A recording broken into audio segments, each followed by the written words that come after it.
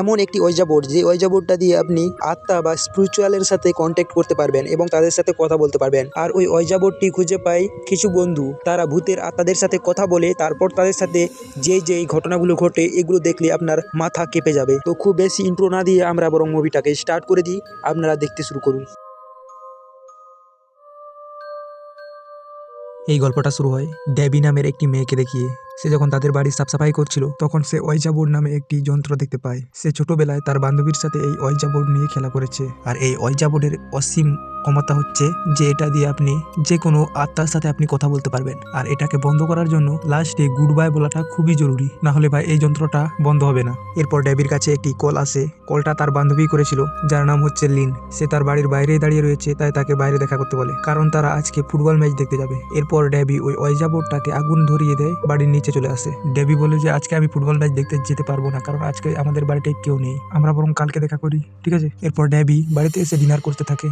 সে যখন আরামসে ডিনার করছিল তখন তার পেছনের দরজাটা খুলে যায় আচমকায়। সে যখন ওখানে গিয়ে দেখে কিন্তু কাউকেও দেখতে পায় না। এরপর সে ওই দরজাটা লাগিয়ে দেয় আর কিচেনে চলে আসে। কিচেনে আসার পর সে দেখে অটোমেটিকলি গ্যাসের আগুন চালু হয়ে গিয়েছে, কিন্তু একটু আগেই সে দেখে গিয়েছিল যে এখানে সবকিছু বন্ধ ছিল। সে যখন তার রুমে গিয়ে পৌঁছায় আরো বেশি অবাক হয়ে যায়, কারণ একটু আগেই যে ওইজা বোর্ডটাকে সে আগুন লাগিয়ে দিল, ওইজা বোর্ডটা আগুনে পুড়ে যায়নি, সেটা এখনো ঠিকই রয়েছে। এরপর ড্যাবি যখন ওইজা বোর্ডের লেন্সে গিয়ে তাকায় তখন আমরা লেন্সের ওপারে দেখতে পাই যে তার চোখ কালো থেকে সাদা হয়ে গিয়েছে, তার মানে ড্যাবিকে কেউ পজেস করে নিয়েছে। এরপর তার বাড়িতে যতগুলো ফেয়ারলাইট ছিল সেগুলোকে সে উঠিয়ে নেয় আর তার গলায় জড়িয়ে সে ওপরতলা থেকে নিজেকে ফাঁসি দিয়ে মেরে ফেলে। আসলে এই ব্যাপারটা কতটা ভয়ঙ্কর এটা আপনাদেরকে এক্সপ্লেন করে আমি হয়তো বুঝিয়ে দিয়েছি। এরপর লিন সকালবেলা জানতে পারে যে তার বন্ধু ড্যাবি, যার সাথে সে কালকে দেখা করেছিল রাতের বেলা, সে আজকে মারা গিয়েছে। লেন এবং লেনের পরিবার তারা সবাই চলে যায় ড্যাবির পরিবারটাকে সামলাতে। এই টাইমে লেন অনেকটাই আপসেট ছিল, কারণ তার বেস্ট ফ্রেন্ড এত তাড়াতাড়ি মারা গেল সে এটা মানতেই পারছিল না। তো যাই হোক, এরপর সে তার রুমে ঢুকে আর দেখতে পায় ওই ওইজা বোর্ডটি। এরপর ড্যাবির মা আসে আর লেনকে দেয় একটি বক্স,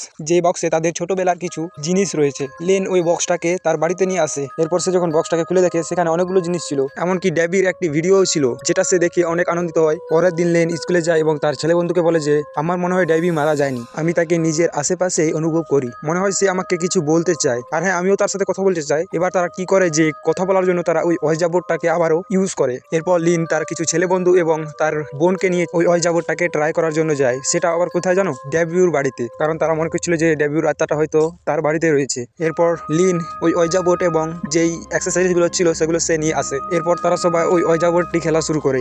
এরা সবাই সবার প্রথমে ওইজা বোর্ডটাকে জিজ্ঞাসা করে যে কেউ যদি এই রুমে এক্সট্রা থেকে থাকো তাহলে আমাদেরকে সিগন্যাল দাও। প্রথম তো কোনো কিছুই হয় না, বাট কিছুক্ষণ পরেই ওইজা বোর্ডটি ইয়েসে মুভ হয়ে যায়, তার মানে হয়তো বা এখানে কেউ রয়েছে। এরপর ওই ওইজা বোর্ডটি একটি লেটারে গিয়ে লেখে যে হাই ফ্রেন্ডস, তার মানে সবাইকে বলছে হাই ফ্রেন্ডস। এরপর তারা সবাই যখন ওই আত্মাটিকে জিজ্ঞাসা করে যে তোমার নাম কি, তখন ওই ওইজা বোর্ডটি ডিতে গিয়ে দাঁড়ায়। তারা মনে করে যে ড্যাবি তাদের সাথে কথা বলছে, কারণ ডিতে ওই ওইজা বোর্ডটি দাঁড়িয়ে গিয়েছে, ডি লেটারে ওই ওইজা বোর্ডটি দাঁড়িয়েছে। এরপর তারা নিজের মনের কথাটা বলতে শুরু করে যে তারা তাকে কতটা মিস করছে এবং তাদের সাথে কাটানো কতগুলো মুহূর্ত তারা তার সাথে আবার শেয়ার করে।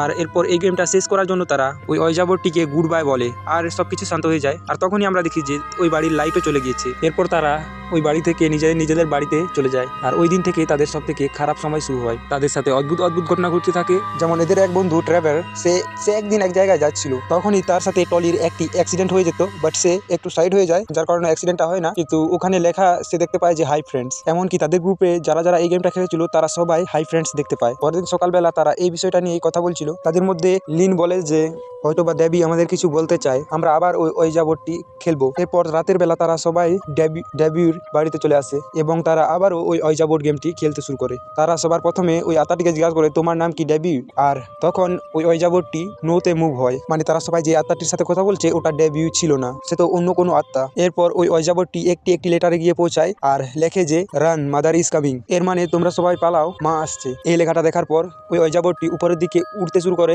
আর এরা সবাই ভয় পেয়ে পালিয়ে যায়।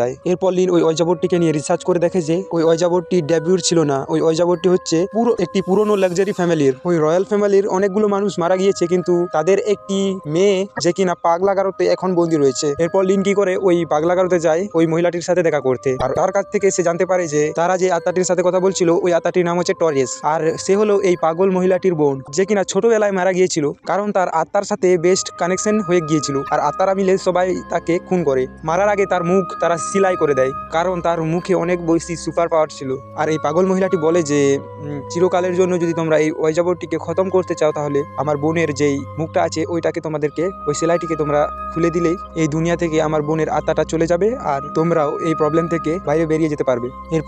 এরপর ওই পাগল মহিলাটি তাদেরকে একটি অ্যাড্রেস দেয়, ওই অ্যাড্রেসেই তার বোনের লাশটি রয়েছে, ওখানে গেলেই তারা তার মুখটা খুলে দিলেই তারা এই প্রবলেম থেকে বেঁচে যাবে। তো যাই হোক, তারা কথা মতো ওখানে যায় এবং তার বোনের লাশটিকে তারা খুঁজে বার করে আর তার মুখ কেটে ফেলে। এরপর লিন এবং লিনের বন্ধুরা মনে করে যে তারা প্রবলেম থেকে বেঁচে গিয়েছে, বাট তাদের এই ধারণাটা ভুল ছিল, কারণ পরের দিন লিন জানতে পারে যে তাদের দলের মধ্যে একটি ছেলে বন্ধু মারা গিয়েছে, সেটাও আবার এমন ভাবে যেমন ভাবে টরেসকে হত্যা করা হয়েছিল, তার মুখ সেলাই করে। এরপর লিন চলে যায় ওই পাগল মহিলাটির কাছে আর বলে যে তুমি যেরকমটা বলেছিলে আমরা তো সেরকম ট্রাই করলাম, কিন্তু সে আমার বন্ধুটাকে কিভাবে মেরে ফেললো। তখন এই পাগল মহিলাটি ভাসতে থাকে আর আমরা সবাই বুঝতে পারি যে সে লিন এবং লিনের বন্ধুদেরকে পাগল বানিয়ে তার বোনের আত্মাটাকে আরো শক্তিশালী বানিয়ে দিয়েছে, কারণ তার মুখ কেটে দিয়েছে, আর তার মুখ কাটলেই তো সে অনেক বেশিটা শক্তিশালী হয়ে যায়। এরপর লিন তো বুঝতে পারে তারা অনেক বড় প্রবলেম ফেসে গিয়েছে, যার কারণে সে আবারও ওই ওয়াইজাবোর্ড গেমটি স্টার্ট করে আর তার সাথে টক্কর করার জন্য চলে আসে টরেস, ওই ভয়ঙ্কর আত্মাটি। লিন কি করে যে ওই ওয়াইজাবোর্ডটি গুড বাই নিয়ে যেতে চায়, কিন্তু ওই টরেস তাকে গুড বাই নিয়ে যেতে দেয় না, কারণ লিনের শক্তি তো ওই